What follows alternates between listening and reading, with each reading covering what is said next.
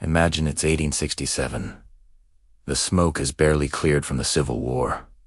America is exhausted, deeply in debt, and desperately trying to rebuild a fractured nation. Into this fragile atmosphere steps Secretary of State William H.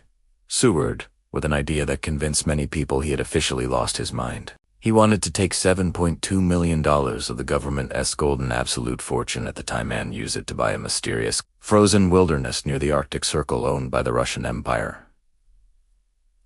To the average American in the 1860s, this wasn't visionary. It was financial insanity. Why did a recovering nation need a landmass populated mostly by polar bears? But Seward was an obsessive expansionist. He believed it was America's manifest destiny to eventually control the entire North American coastline, pushing European powers off the continent entirely. The opportunity arose because Russia was desperate. They were broke after losing the Crimean War and terrified that their arch-rival, Great Britain, would simply invade and seize their North American territory anyway. Russia decided to cash out while they still could. The Russian ambassador approached Seward, and the deal went down fast. On the night of March 30th, 1867, they hammered out the details in a secret marathon negotiation session at the State Department in Washington, D.C. as dawn broke at 4 a.m. An exhausted but gleeful Seward signed the treaty. When the sun rose and the news hit the streets, the mockery was brutal.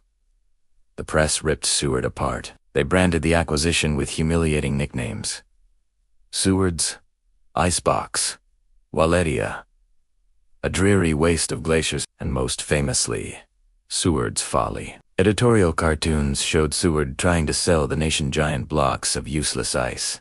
The political fight in Congress to actually pay for this folly was vicious, requiring months of Seward cajoling senators and, rumor has it, handing out plenty of bribes to secure the votes. But Seward was playing a chess game while his critics were playing checkers. He ignored the laughter because he knew the math. He had just secured a territory twice the size of Texas, nearly 600,000 square miles. When you broke down that massive $7.2 million price tag, it revealed the most staggering bargain in history.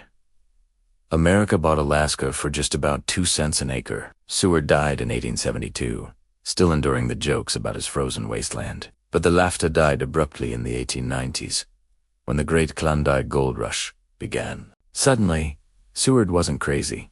He was a prophet. Then came copper, timber, massive fisheries, and eventually, billions of dollars in oil. What was once dismissed as a frozen mistake became one of America's most vital economic and strategic assets. William Seward's Folly turned out to be the greatest real estate heist in human history.